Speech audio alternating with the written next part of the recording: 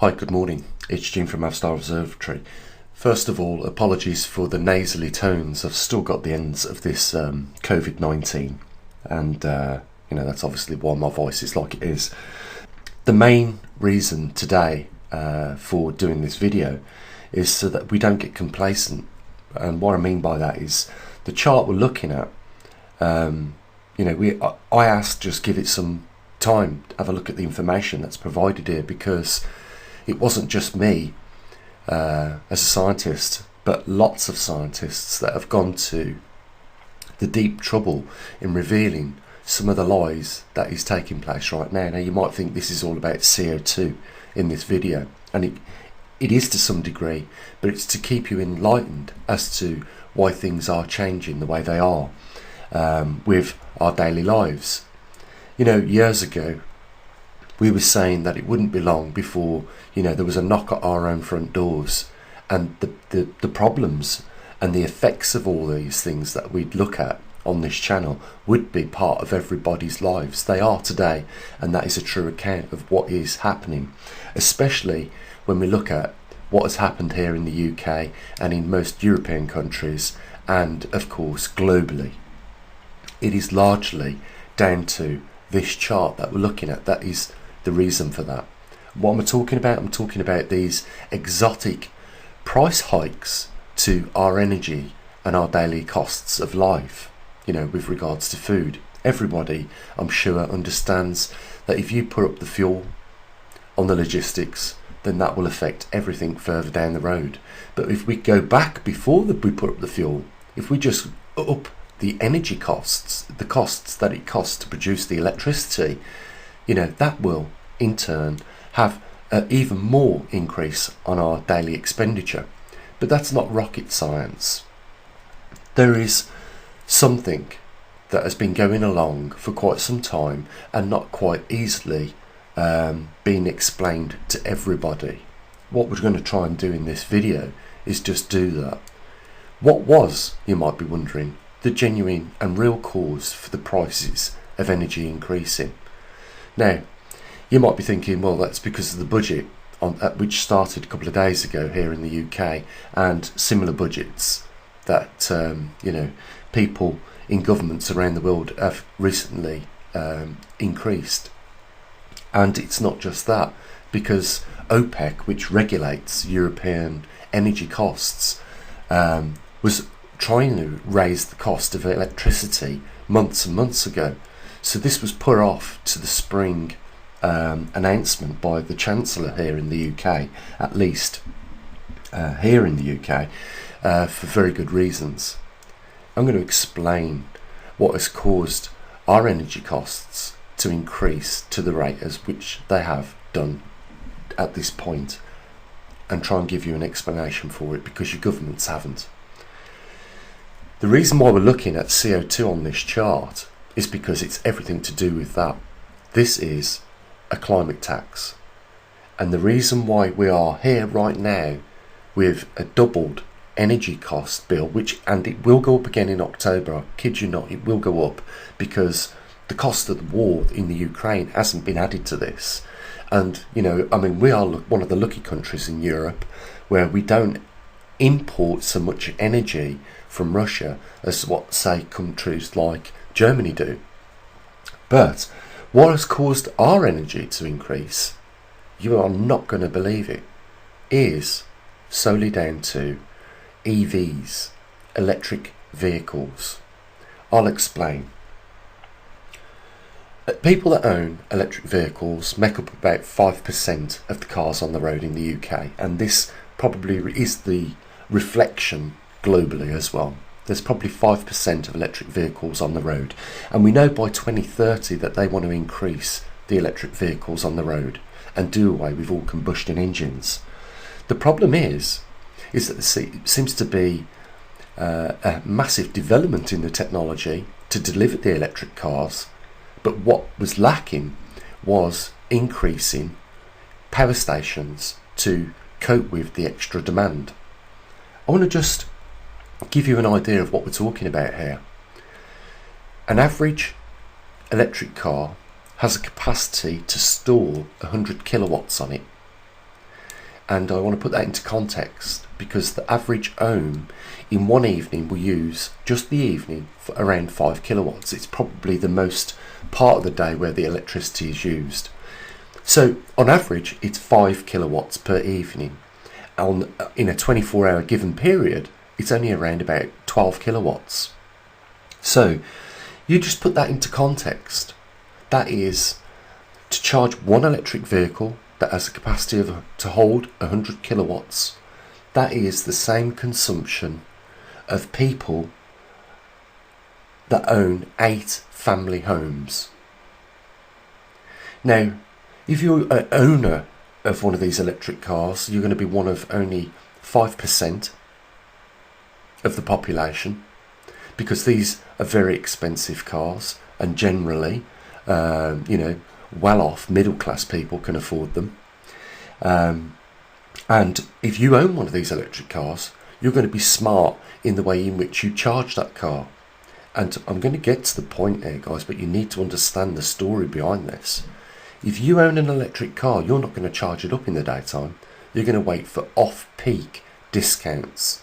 That is, after 12 o'clock midnight, I believe, here in the UK, the electricity per kilowatt goes from 32p, depending on your energy provider, down to 16p. That's 50% reduction. Now, they give us this discount because there is less electricity being used after 12 o'clock till the early hours of the morning. But that is no longer the case. And it's no longer the case because there is an increasing amount of people buying and exploiting off-peak electricity costs. And what the governments have been trying to do is say to the energy companies, you ain't going to put the costs of your electricity up. And it is become impossible for them not to do that now, because the demand in off-peak hours has increased that much because of the people with electric cars charging them up, that we cannot cope with the demand on the grid. It's as simple as that. I just want to give you a few figures. Before the electricity doubled in price a few days ago, it would have been probably around £16 to charge your electric vehicle up in the daytime. Sorry, in the evening, in off-peak. And if you charged it up in the daytime, it would have been £32. It would have been double the cost to charge it up in the daytime than it would be on the evening. But nevertheless, if you're putting 100 kilowatts into an electric car at the cost of even £32, you were still doing well because of the range you get out of that, depending on lots of other variables. And this is what a lot of companies don't really go into detail about, because when I say variables, it could be raining, which means if you've got an electric car, you're probably having the heating on to stop the windows misting up. That's a drain on that battery power. If you've got the window wipers on, that's another drain on the power. If you've got the headlights on, that's another drain, depending on the temperatures. All these things are variables in how many miles you get per 100 kilowatts that you've charged into that car. But I just want to stick with the cost, because that's really what we're all interested in. Why are we paying double the electricity now than what we was, say, 6 months ago? And this problem, obviously, the more people that buy these electric cars is going to increase the problem and demand on the system that is not adequately there to support the increase in this technology. So now, let's say a couple of days ago you was paying £16 after 12 o'clock on the night to charge your car up. If you charged it up in the day, you was paying £32. Now you're paying £32 off peak to charge your car up, and if you charge it up in the day, you're paying £64. You see, what they've done is they've tried to bring the level of cost to actual diesel and petroleum. They're trying to level the line out with the energy costs. Up until now, people with electric cars have been benefiting pretty much from charging the cars up at very low costs, but the energy companies can no longer cope with the demand, even off-peak demand, because obviously it's half price. There's every incentive if you've got an electric car to charge it up in the evening or late at night than it is in the daytime. You're going to save, at now £32 by doing that. But the demand is going to keep increasing, and that means that the costs that we're all going to pay for the electricity is going to keep increasing. Remember, every one person that has one of these electric vehicles will be consuming, just by charging that car up, 8 times more than any other person, any other family. For the same amount of kilowatts, 8.3 people use in a 24-hour period. Someone with an electric car will consume that same amount of electricity. And if these electric vehicles are on the increase, which they are, they're becoming more popular, then the demand is going to keep increasing. The only problem is that we can't build at this moment enough wind generators, we can't build enough solar panels, and we can't build enough nuclear power stations to cope with the demand. And let's face it, we have to build these things environmentally green now. So there is more emphasis on, when we are looking at reproducing electricity, there's more emphasis on renewables like wind turbines and solar panels. But we know that the problems exist with these too. Some days you get cloudy weather, and of course the optimum performance of that photovoltaic cell is not going to be at its peak, so you're not going to draw enough sunlight and convert it into electricity as what you would, say, on a nice clear blue sky day with the sun shining nicely over the top of the panel. It's the same thing for the wind generators. Sometimes there is no wind at all, and therefore that turbine isn't rotating, producing electricity. The other problem is that it could be in the winter and you've got ice on the blades, and because the ice is on the blades, you're going to have to defrost that ice. So the turbine is actually working against itself in producing as much electricity as what it should be. These are the things that are driving up our electricity bills. We should never have gone down the road of trying to be CO2 neutral in the start, because we couldn't afford it, and this is the repercussions of that. The reason why we are paying twice the amount of electricity is because the demand that has been put on the grid by electric vehicles. That's what your government clearly has not told you. These people, you might call them selfish, because they are charging 100 kilowatts up and they are consuming 8.3 times more than any other family. And as a result, it has been left to the general public to pick up that excess energy cost. Because now, whether it's off-peak or peak, the cost has had to double with regards to producing that electricity. Whereas before, the energy companies had a surplus amount of energy on off-peak hours that they would discount it by half for people to use it and try and encourage people to use it off-peak, so the demand wasn't being put there in the normal hours of the day. And of course, if you have an electric car, there is an incentive for you to charge it up, and that's why our electric bills have doubled. At the beginning of this video, I said that a lot of work from myself and a lot of other scientists and a lot of damn good researchers had put this together for you to uncover the veil of the lies in which the government are pushing out on us. We've had to cut through a lot of the lies. The Michael Mann temperature charts that go back to the 1900s. We've had to educate people in CO2, actually how much is in the atmosphere, how much humans contribute to that, in order for us to pull back that veil so that people could see the truth. The truth is simply this: we cannot afford a net zero carbon output. We can't afford it. And if this government insanely keeps going down this road, then our energy costs are going to go through the roof. Right now, and I'm sure it's not just related to the United Kingdom, there are people seriously concerned about whether they put heating on in their house or whether they feed themselves. And I'm sure now they are looking at a bleak future with the energy costs recently going up by 54%, and they are going to increase again in October to I don't know what amount, but they will.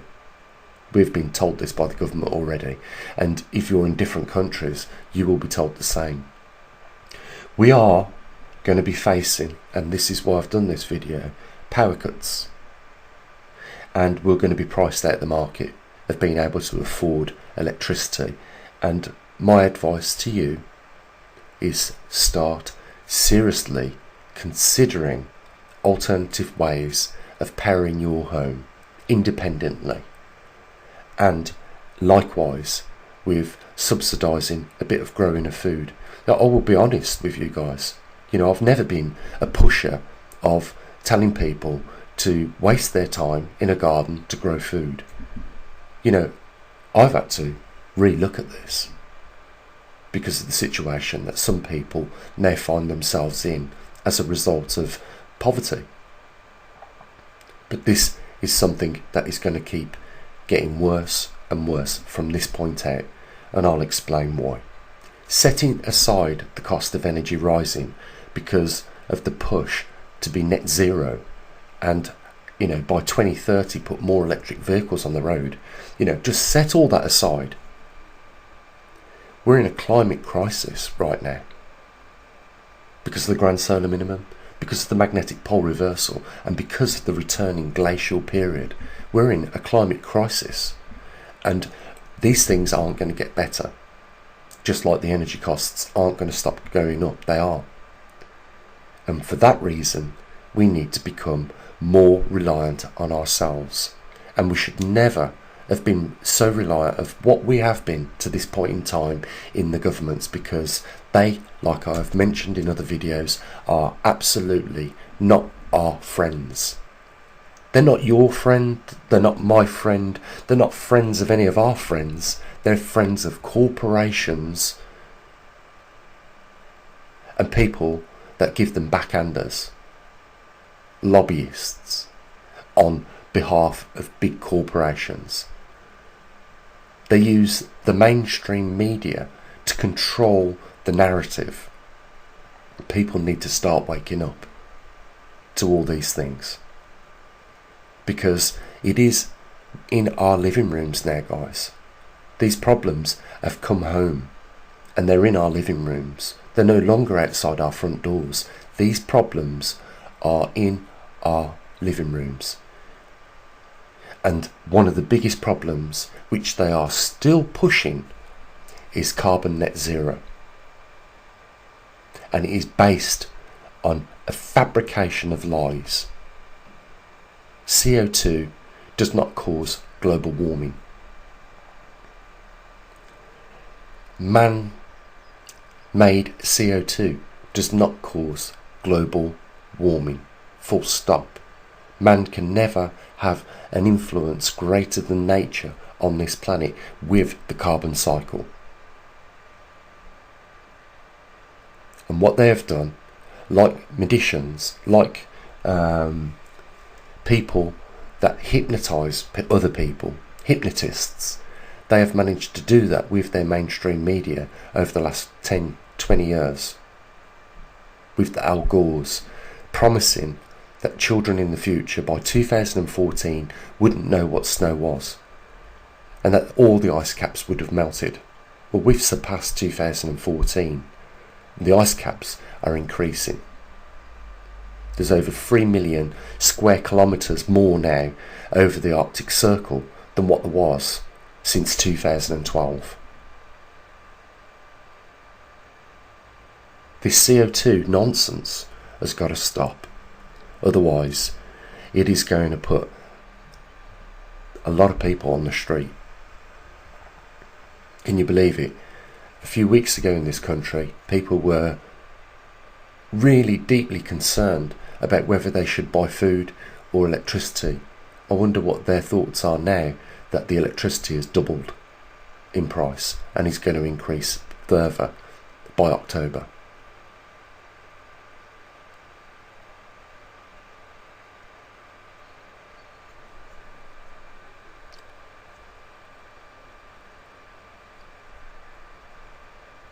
It's shocking, isn't it?